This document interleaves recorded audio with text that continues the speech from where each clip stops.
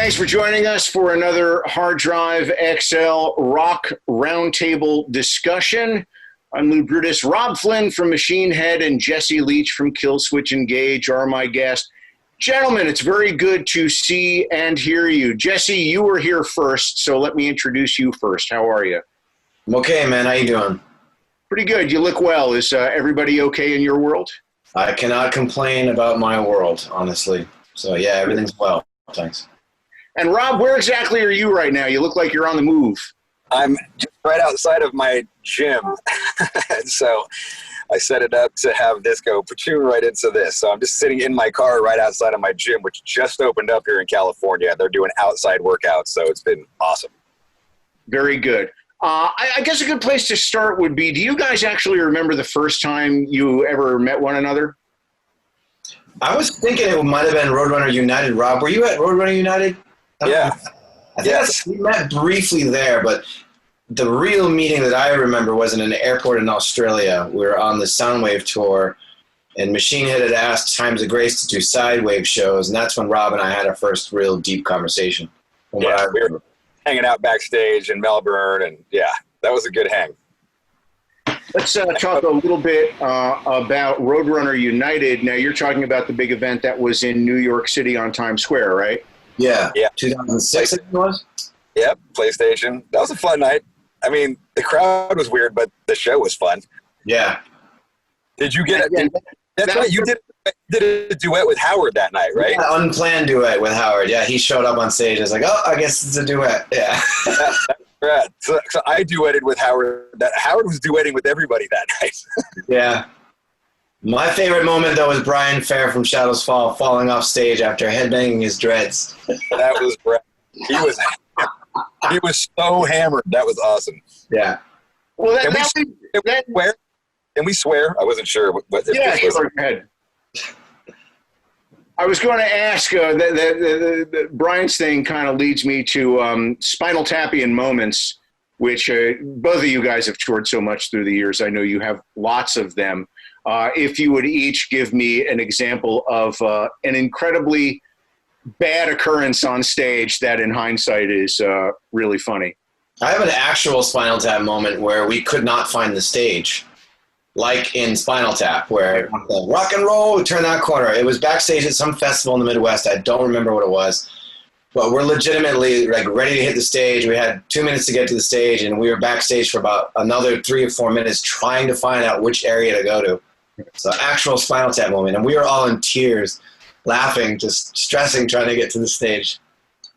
I've had pretty much the same thing, except for I managed to get to the stage and the security locked the stage. So I'm sitting there like outside pounding on the door to get on stage. And the guy opens up and he's just like, get this guy out of here. And I'm like, I'm supposed to be playing right now. Like, you locked me out of my stage. What the fuck? Check the poster. Look at my picture. It's on there. Like, where's your laminate? You know, you're wearing stage clothes. You don't got laminate with you on your stage clothes. So I'm like, dude. Yeah, living the dream, I think, is what comes to mind at those moments. Yeah, I would love to live one of those moments right now. You kidding me? I'd love to get lost to the stage. But I'm telling you, dude, that's amazing. Yeah, I mean, it's a pretty obvious question, but with you guys sidelined for so long, what do you miss most about it? Jesse?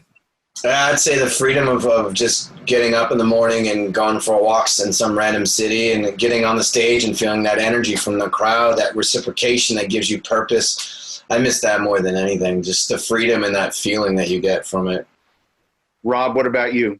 Yeah, I mean, I absolutely, to me, there's like as you're touring with a group of, we have guys and girls in our crew, and it's like you just become this, I don't want to say we're a gang, but it's like you just become this, force of nature that's traveling everywhere, and you learn everybody's, weird things, and it's like a carnival. It's like being in a carnival, and I miss that like whacked out, carnival hang with people who become like, your brothers and sisters, and, because you're just around them 24 hours. And of course, like what Jesse said, I mean, just you know, a really intense energy that comes from playing these type of I think especially with our kind of music, which is very passionate, you know, metal, very heavy.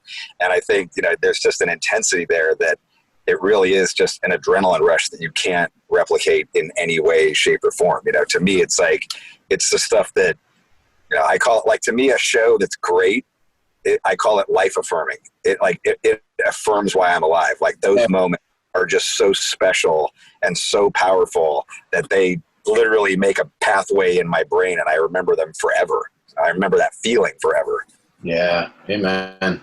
If you would both give me an example of a moment like that prior to each of you really turning professional, like an early show as a kid.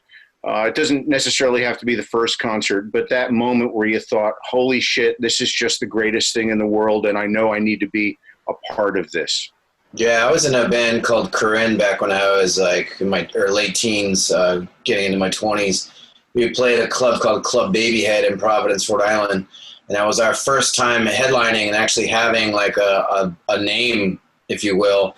And that first song kicking into it and literally being able to do like this with a microphone, and the kids were, my friends and everybody were right there to sing those first few lines, and people were stage diving and just the whole place erupted.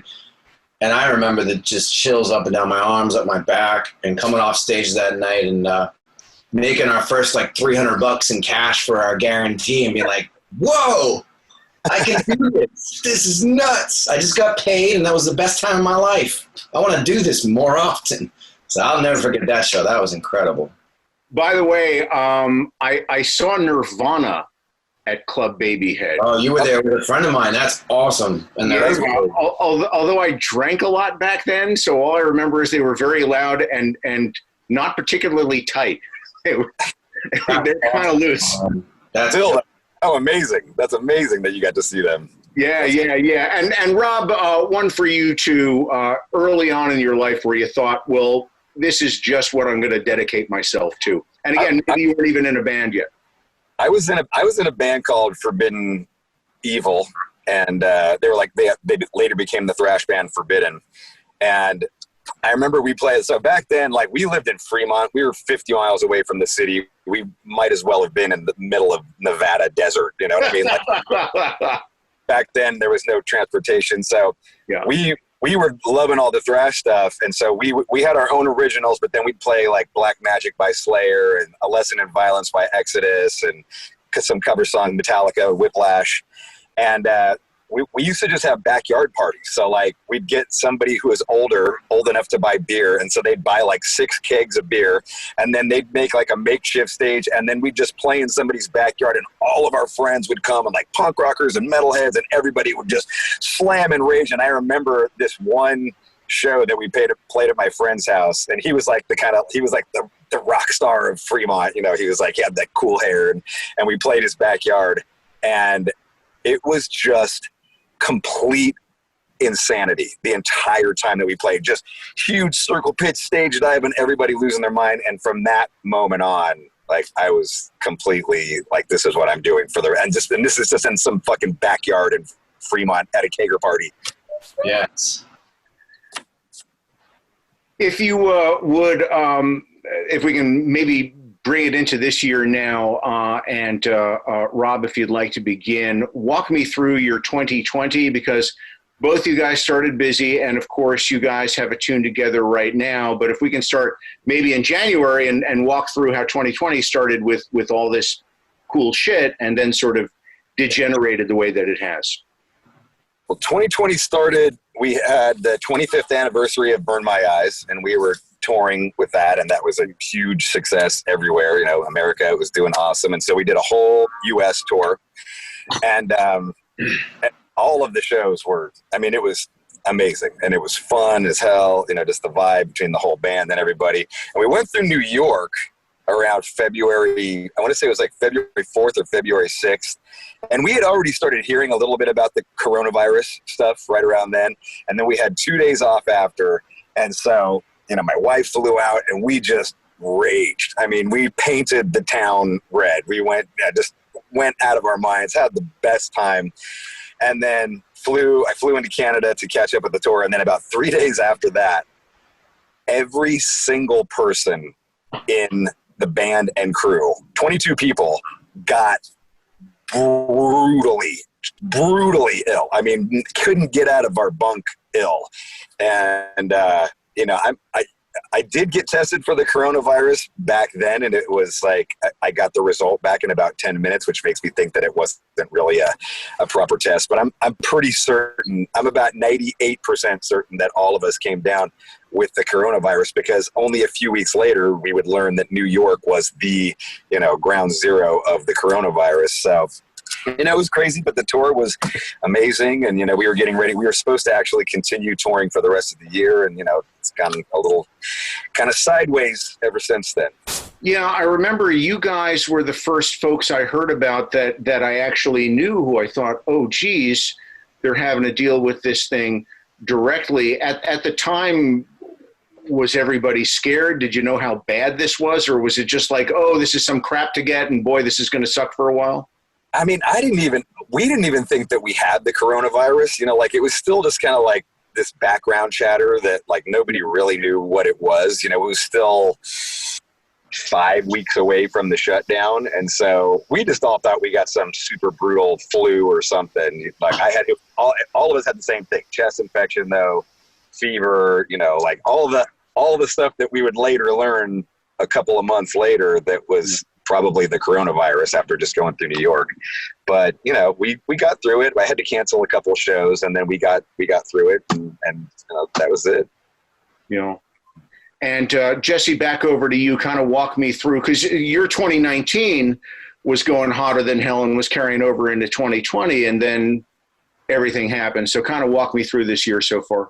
Yeah, I had my first real break from touring at the beginning of the year. Yeah. And did my first real vacation ever of my entire life, more than 3 days somewhere. I went to Thailand, oddly enough. So I was in Thailand when this thing hit, near the border of China, you know, that whole area up there. And you would never know it was happening. It just felt like nothing was happening, because where we were out in the islands, and, you know, the people living out there, there's no masks, there's none of that stuff. And they barely had any cases. So flying home was when we got the big surprise, getting on the flights and seeing all the people and going through customs and all that, and then having someone on our plane across the aisle, sweaty, coughing, hacking, and the entire plane freaking out.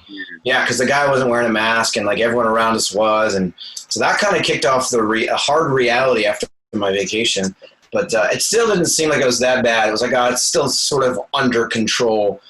And we kicked off our tour with August Burns Red and Light the Torch, which was going to be a big one because we had Howard out, and we had Howard coming up doing the Signal Fire, which is a duet, as well as, you know, singing Into Heartache or My Curse, depending on what night it was. So this whole thing planned out, so excited. 2 days into the tour, and then they pulled the rug out from under us, and we had spent gobs of money to get out there. We had already paid for our plane tickets to tour with Iron Maiden in Australia and New Zealand. So we had just shelled out a ton of money to kick off 2020, and then all that just kind of got pulled. So we were sent home with our tails tucked between our legs financially, and also just wondering how the hell are we going to recover from this. And then, long story short, as things got serious, you know, money went to the side, and it was just concern for everybody out there. And then just living simply and learning how to get by.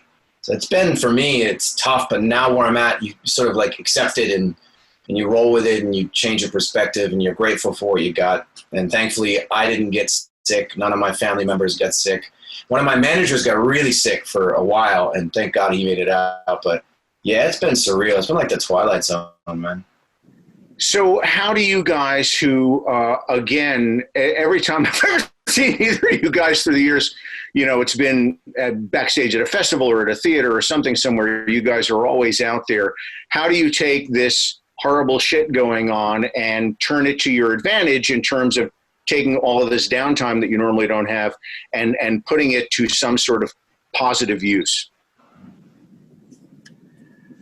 I mean, for me, you know, I never realized how much of a hermit I was until like my life really, you know, I work from home when I'm off the road. So it's like, I'm not it wasn't that much different. You know, I mean, obviously the financial part of it was a hard hit. Yeah. You know, but like, you know, there's been a lot of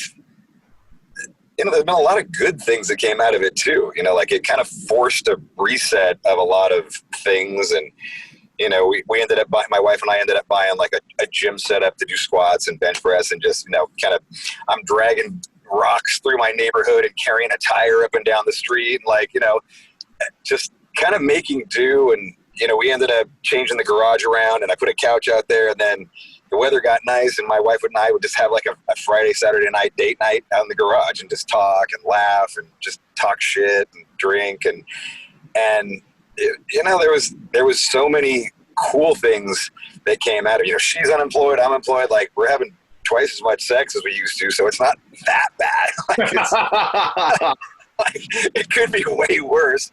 You know, I mean, I think that there's definitely a lot of adapting going on. Like, what are we going to do for the future? How are we going to continue to, you know, make art or whatever? And, you know, I think that there's just a lot of thinking, and there's going to be bands that are forward thinking and survive it. And there's going to be bands who aren't forward thinking and don't. Yeah. Jesse, same thing for you. I mean, how have you been able to, you know, put something positive on all this? Yeah, getting a lot of work done for sure, but I think the main thing for me has been perspective. Perspective has been everything. Twofold. One, you know, I've been wanting a break from touring for a while. I've kind of been complaining to my girlfriend and people who will listen to me quietly complain, I'm tired. And I finally got what I wished for, and it was good at first. And then, you know, Robb said he realizes how much of a hermit he is. I'm definitely that same way, but I think I realized how much I need people and how much I really miss the human interaction and simple things like going out to a restaurant and just being around the ambiance of people. That's definitely something I miss a lot, but it's definitely turned me more inward, and I think in a good way, to realize that I do have a roof over my head. I've got food in my kitchen, and for the most part, my bills are getting paid. So I've got it good, and it has made me really reflect on thinking of those who don't have what I have, and thinking of those people who do live check to check, and now they're just asked out. And I know there's a lot of people out there that were going through that and are still going through that. So that's been a huge thing for me, just being really grateful for what I have. And also, I know for sure when I get back out on the road, it's going to be a whole different level of gratefulness for what I am able to do, the privilege I have to be a traveling touring musician.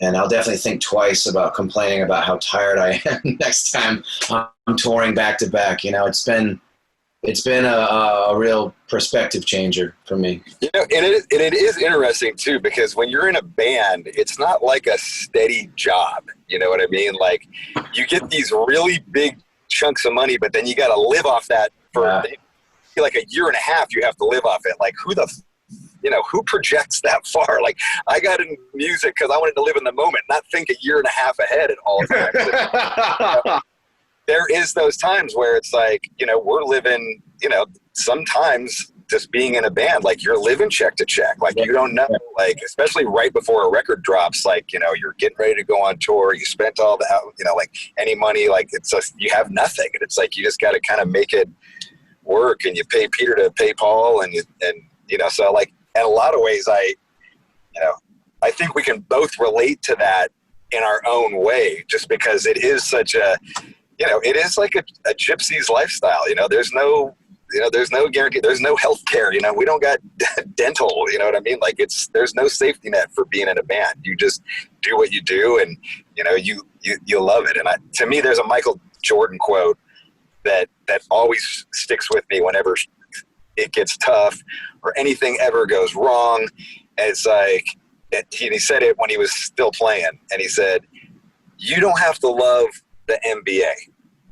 You just have to love playing basketball.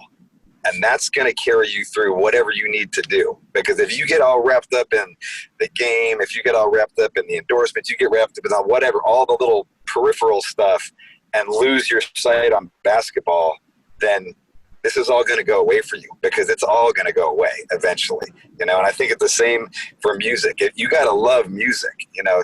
You got to love playing music, making music, creating music, putting it out, putting your art out to the world, whether people love it or not. because some people will hate what you do. Yeah. You know, some people hate the new song that him and I just wrote together, you know, but like that, you do that and you just do that, and that carries you through, because, you know, the music business can be insane, you know, like 1 minute you're hot, the next minute, you know, everybody turns their back on you, and, you know, you just power through, put your head down, and, you know, follow your heart.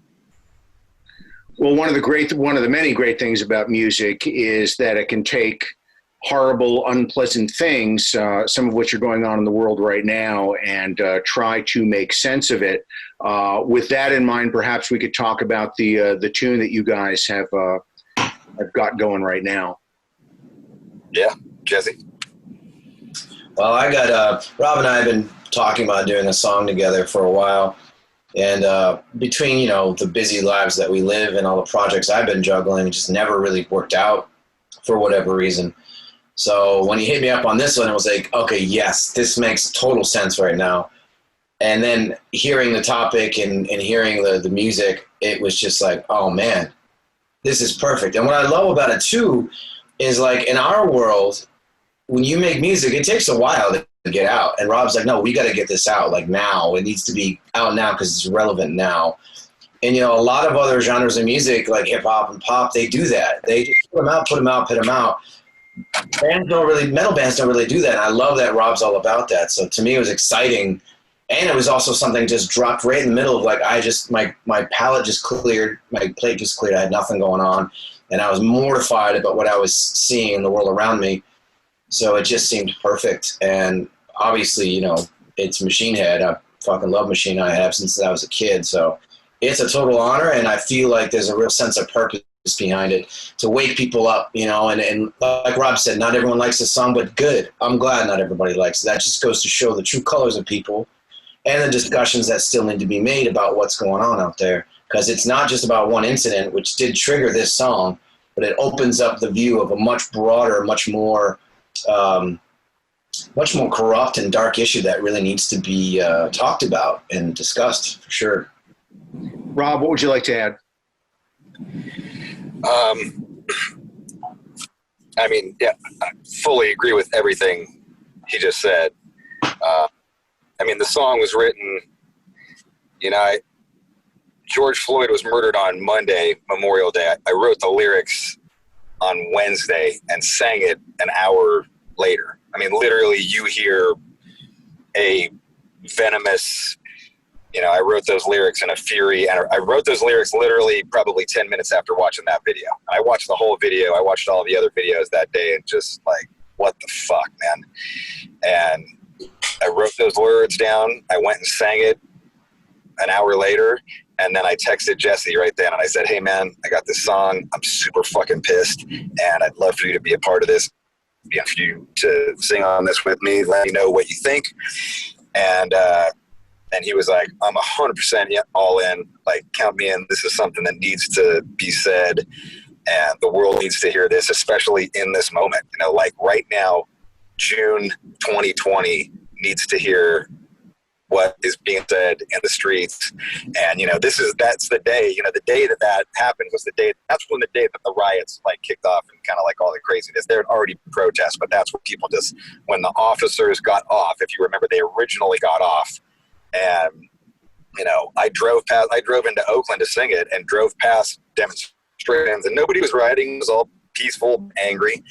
And then, you know, just over the next couple of days, finding out everything and seeing everything. And, you know, I ended up going to some protests. I went to a couple of protests. My whole family went. My dad went. My 3 generations of Flynn's went to protest. And, you know, this is a powerful time in history. You know, it's not going to be the same after this. You know, this is a moment of change. I mean, we're going on 5 weeks of protests here. You know, this stuff usually dies down after 5 days. You know, we're on the 5th week of worldwide, nationwide protests. And, you know, I just felt that everything that needed to be said, you know, and then just Jesse coming back with the vocals that he did was just amazing. It just added this whole incredible layer to the song. And I was like, we need to film a video for this and put this out right now. We don't need to worry about setting it up for this or getting the press ready or whatever. Like, this is about the streets. The streets needs to hear this right now. Yeah, and I'll add to that. I think what's important too is having us represent the metal community. And not everyone may agree with it for whatever reason, because there's all this discussion about it. But to me, it was like, where's the voice coming from the metal community? There's no one speaking out about it. This is a really fucked up thing that happened. And it was just all quiet. So when I saw Robb was doing, I was like, yo, this is what we need to do. Hopefully spark people to start discussing it, because it was just crickets. Why do you think the metal community was so quiet up until then? My personal opinion is there's a weird sort of split with people where, the moment you start to criticize police or you criticize something that someone firmly believes in, aka Trump, some people, when you start to criticize Trump, they get on this crazy tirade, this crazy defensiveness that is ingrained in them, I believe, from whether the way they're raised or what they're reading in media. And my whole take on it is this: I'm not left, I'm not right. I don't care about that stuff. I care about what's right and what's wrong. And to me, what I'm seeing is happening is wrong. I don't care how you want to paint it. You want to talk about, well, white people are being killed too, black people. It's like, leave that alone. What's right, what's wrong? Right now, we need to give black people a podium to speak. Because it's not just this one thing. We're talking about decades. We're talking about centuries of repression. This is a huge, large, deep issue, and this just sparked it off. This is the one thing that, look, like Robb said, the rioting, protesting are still happening. This is a deep-rooted wound that needs to be addressed. And if it's not going to be addressed, if people are going to continue to try to silence it and change the subject, you're going to make it worse. You're just going to make it worse. And we need to figure out a common ground to stand on to discuss these things and hopefully create some kind of a change that can help with this situation. It's not just going to go away. It's funny you say that. I was just on this comedian, and he was talking about, he's like, man, this country's so messed up. Like, we can't agree on anything. Like, we can't agree on this. We can't agree on that. He's like, we can't even agree that Black lives matter. Like, we're not trying to say we're superior. We're just trying to say we matter. And we can't even agree on that. He's like, and you wonder why we're such a mess. It's like, that's right. He's got, it's sad to say that. But, that's the point.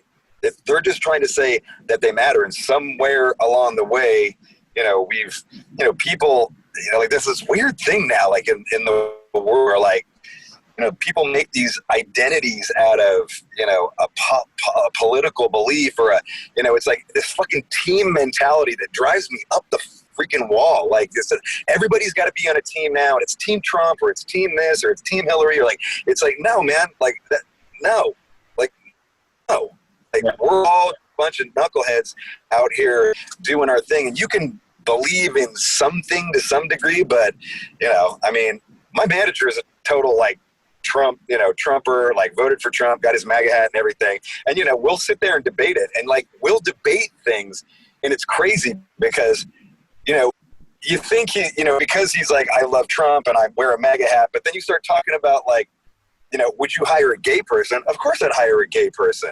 Okay, would you be okay with somebody having an abortion? Of course I'd be okay with it. Well, but wait, that's not what they're for. So people get these weird identities built around them, and especially with social media, it's amplified, because they can kind of make their own, they can reinvent themselves as these things, and it does create this, I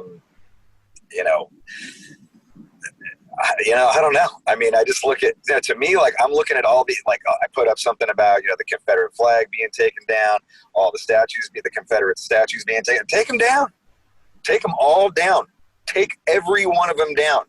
For one, they were traitors. they were traitors against the United States. Why did we put up this isn't about whether it's your Confederate or Republican. They were the traitors against the United States. We don't need to erect military bases, all of that stuff. No, take it down. It's a way of saying white supremacy is still okay. Those statues weren't even erected until 1920. You know what I mean? Like they weren't erected after the Civil War.